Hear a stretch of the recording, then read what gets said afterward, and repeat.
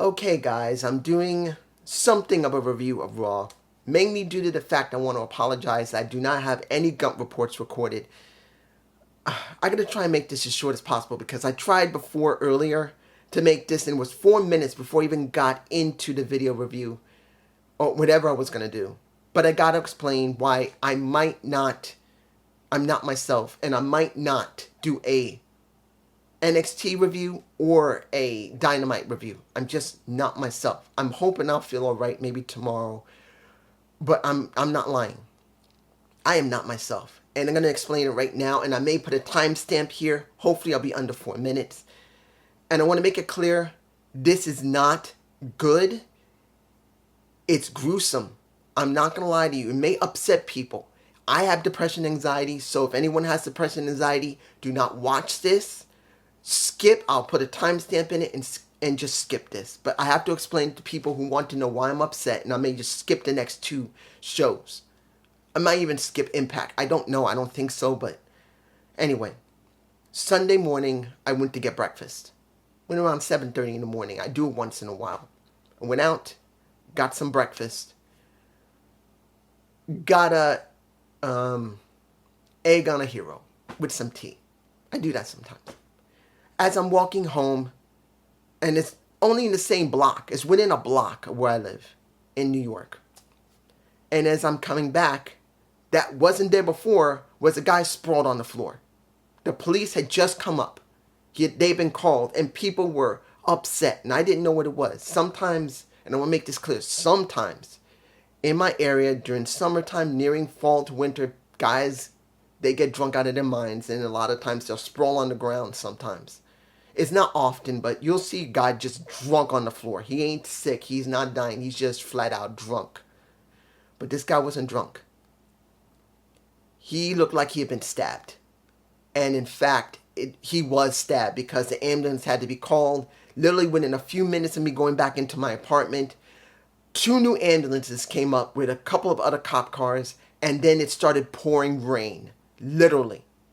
But the thing that got me, that made me very upset, it wasn't just a guy was stabbed. And that already upset me. I noticed when I was walking past him with the police, and I asked some people, what happened? Because it just literally just happened within less than a minute or 2 as I'm walking back to my apartment. I saw something on his stomach. I thought maybe it was a cloth or something. It was his intestines. Somehow his intestines were out of his body. It was pink, and it's shaped like intestines. It was not a tissue. It was not red.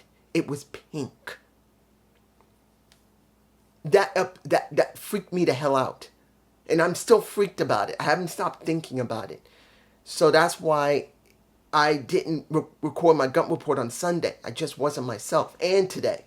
So I'm just making it clear, if there's no review tomorrow of NXT or any gump reports, I want to apologize. I'm sorry. I have depression with anxiety. Things like this mess with me.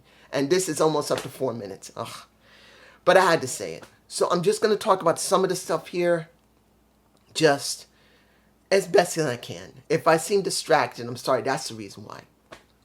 I'm going to say this. The opening with Cody explaining about Jay, I'm not surprised. Seeing that Judgment Day came out, seeing that Jay came out along with did Kevin Owens need to come out? No. Sammy I would understand, but Kevin, he's still not trusting. So him coming out, I think shouldn't have happened. But it does make sense for most part because he's still not trusting in Jay. Maybe he start well. Still will. We'll start. Now, here's a match. One of the matches. They had like 7. I'm surprised they didn't try to build this up into a real story.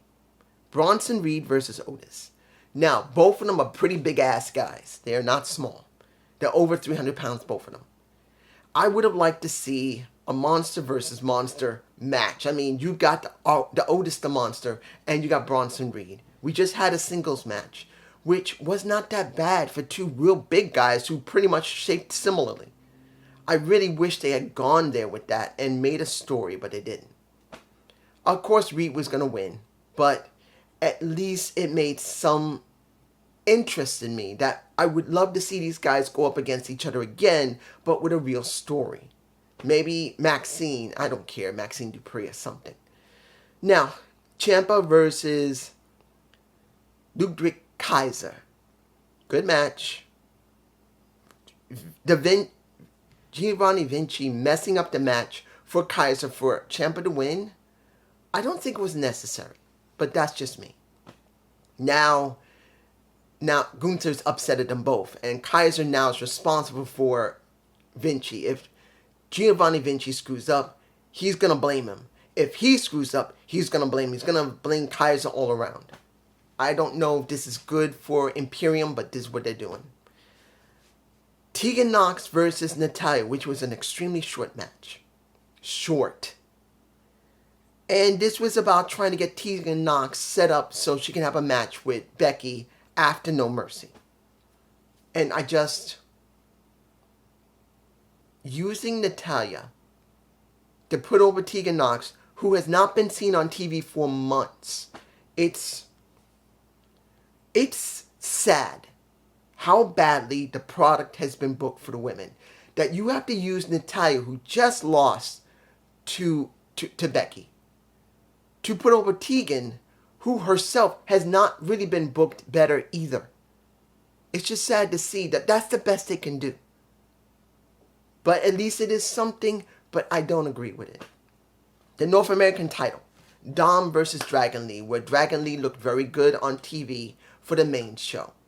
I did not expect Dom to lose here yet. I'm telling you right now, I still expected the Dirty Dom, to eventually go after the U.S. title from his dad. Eventually he's going to go after it.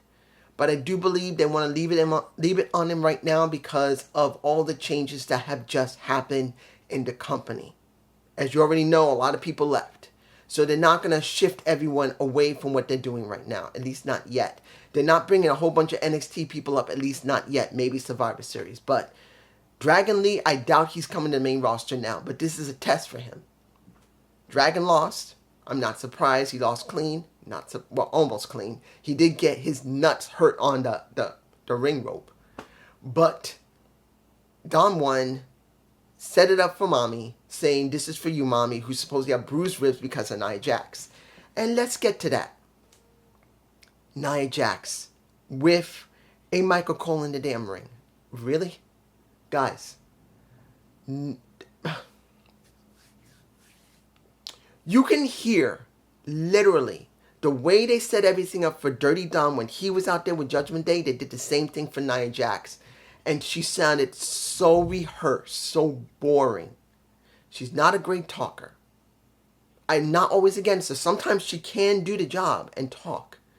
But this time it was so rehearsed. It was boring. They are literally trying to set up Nia Jax as the ultimate weapon.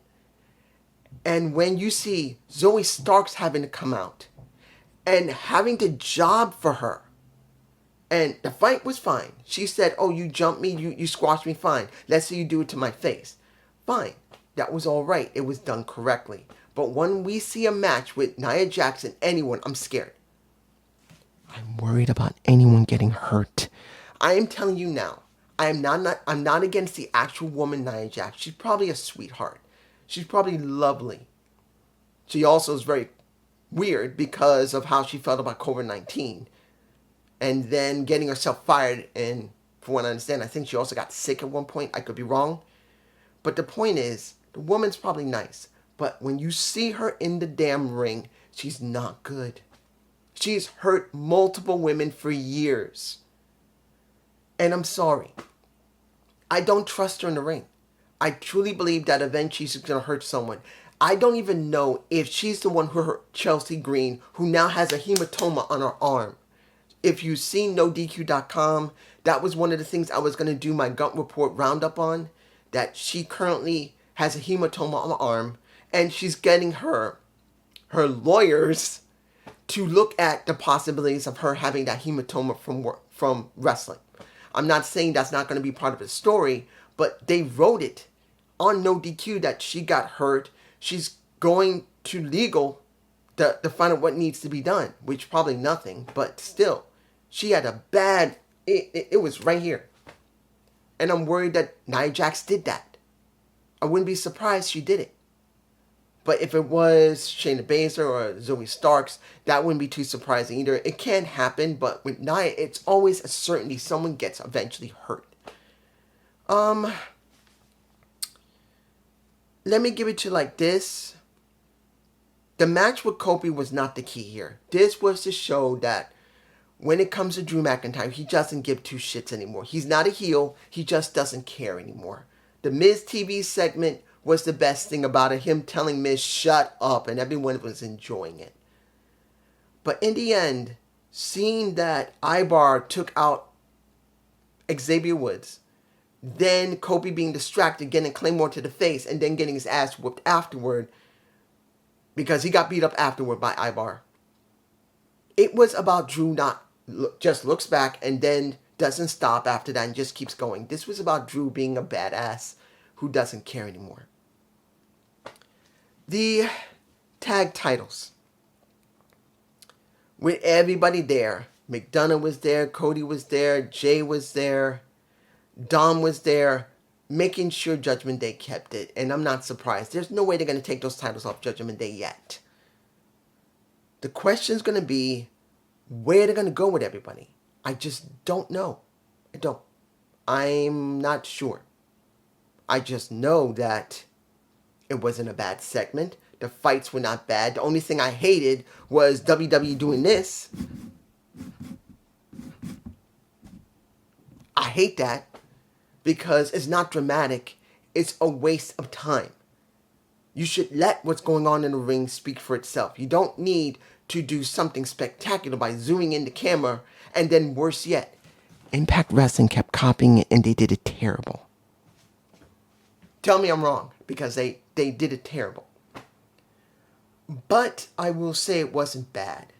Now, I'm not forgetting about Nakamura, what happened with the vid pack for him, and the Seth Rollins talking about the Last Man Standing match that Shinsuke wanted.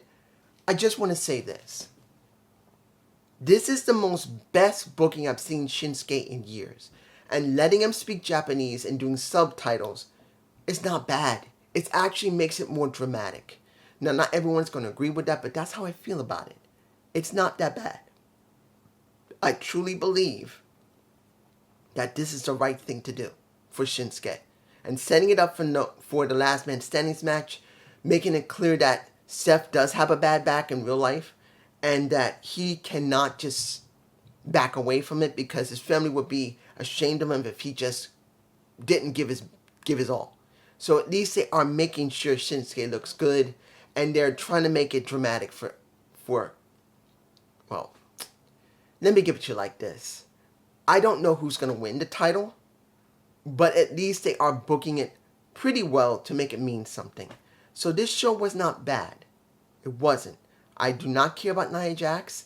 Not one bit. It is crap when it comes to Nia Jax. I don't hate her as a human being, but she cannot wrestle and she hurts people.